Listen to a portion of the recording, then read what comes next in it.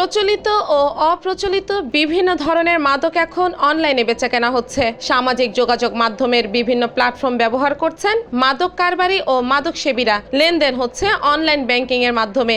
এছাড়া ডার্ক ওয়েবে মাদক বেচাকেনা হচ্ছে ও বিটকয়েনে মাদকের লেনদেন করছেন কারবারিরা।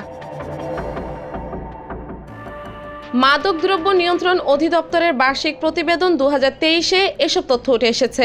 সংস্থাটির পর্যালোচনায় বলা হয়েছে, মূলত প্রযুক্তির কল্যাণে সারা বিশ্বের মধ্যে যোগাযোগ অনেক সহজ হয়ে গেছে।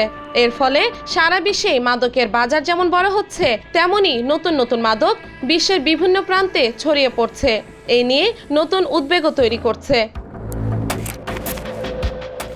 এমন পরিস্থিতিতে সারা বিশ্বে আন্তর্জাতিক মাদক বিরোধী দিবস পালিত হচ্ছে। এবারের দিবসটির প্রতিপাদ্য মাদকের আগ্রাসন দৃশ্যমান, প্রতিরোধী, সমাধান।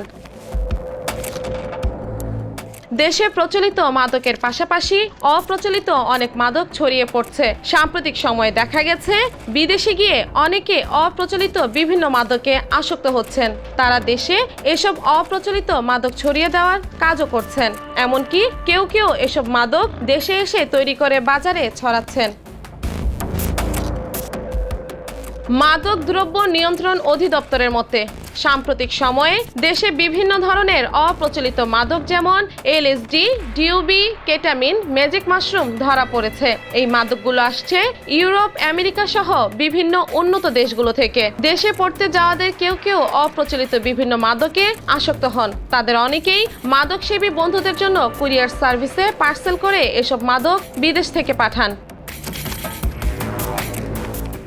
ডিএনসির বার্ষিক প্রতিবেদনে বলা হয়েছে, সাম্প্রতিক সময়ে সবচেয়ে উদ্বেগের বিষয় হচ্ছে দেশে বিপুল পরিমাণ আইস আসছে। এটি মূলত ইয়াবা তৈরির মূল উপাদান। এটি ইয়াবার চেয়ে মারাত্মক। 2020 সালের পর থেকে এই মাদক মিয়ানমার থেকে দেশে নিয়ে আসছে মাদক পাচারকারী চক্র। যারা মিয়ানমার থেকে ইয়াবা আনছেন, তারাই একই পথে আইস নিয়ে আসছেন। মাদক দ্রব্য নিয়ন্ত্রণ অধিদপ্তর সূত্র বলছে, আইস উদ্ধারের তথ্য পর্যালোচনায় দেখা গেছে 2021 সালে আইস উদ্ধার হয়েছিল প্রায় 37 কেজি। পরের বছর আইস উদ্ধার হয় 113 কেজি, আর সর্বশেষ 2023 সালে আইস উদ্ধার বেড়ে হয় 187 কেজি। ইয়াবা ও হেরোইন উদ্ধারের ক্ষেত্রে দেখা গেছে 2022 সালের তুলনায় 2023-এ ইয়াবা উদ্ধারের পরিমাণ কমেছে। 2022 সালে ইয়াবা উদ্ধার হয়েছিল প্রায় 4,58,65,000 পিস, আর গত বছর উদ্ধার হয়েছে প্রায় 4,29,77,000 পিস। তবে হেরোইন উদ্ধারের পরিমাণ দ্বিগুণের চেয়ে বেশি বেড়েছে। 2022 সালে হেরোইন উদ্ধার হয়েছিল 338 কেজি, আর গত বছর হেরোইন উদ্ধার হয়েছে 701 কেজি।